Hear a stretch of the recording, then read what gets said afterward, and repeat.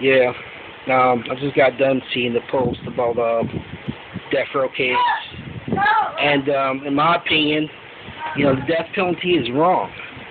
Um, you know, our country, basically, what happens is that we live on a bunch of double standards. Okay, everything in our society is based on double standards, which is totally wrong because it makes us hypocrites at the end of the day. How hypocritical of us as a society to say that murder is wrong and it's illegal and it's immoral. Yet the states have the power to do the same exact thing to convicted people all throughout this country. If you do the research, go online, go to your library, anything like that, the death penalty is actually killing the minorities in this country. It's a known fact in most most states in the country. If you're Latino, Native American, or African American, and you have been convicted of killing a Caucasian person, you are 3 to 5 times more likely to receive the death penalty.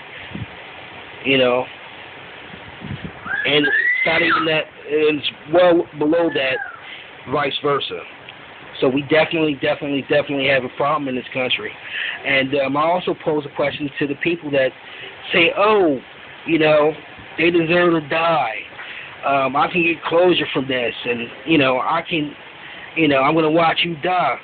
We consider ourselves to be a Christian nation, and God teaches people to forgive. All right? So basically we should do the same things.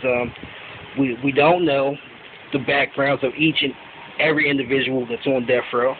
We don't know how they were raised, but I'm sure the poverty, lack of education, lack of resources, lack of parenting, all those things add up to a ticking time bomb.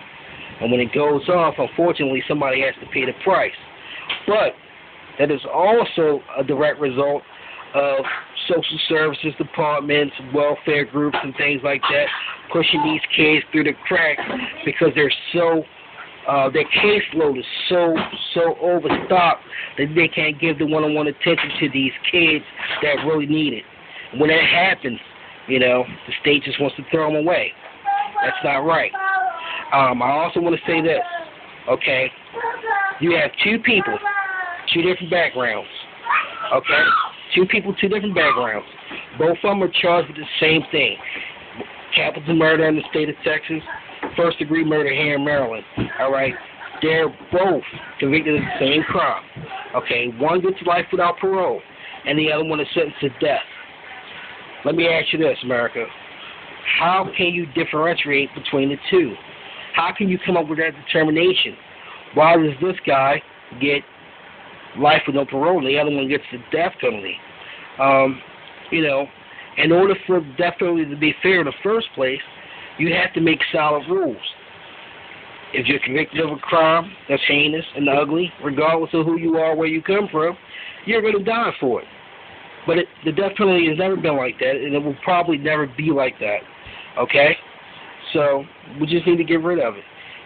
Killing people, allowing the state to kill people does not deter crime. In fact, crime has risen. So we just need to get rid of it. And for those kids that are on death row, hopefully somebody will understand that, you guys are juveniles and, your life was mapped out by negative influences in your life, which caused you to do the things that you did. It's the truth. From Caliban to the little kid that broke the little girl's neck in Florida. The kids in Caliban might have been privileged kids, but the parents didn't pay enough attention to them and didn't give them enough love and enough shelter and enough respect. And they end up making pipe bombs in the garage and going to school with guns and killing everybody. Gotta pay attention to your kids. Gotta pay attention to them. If not, then you know what can happen. Thanks a lot.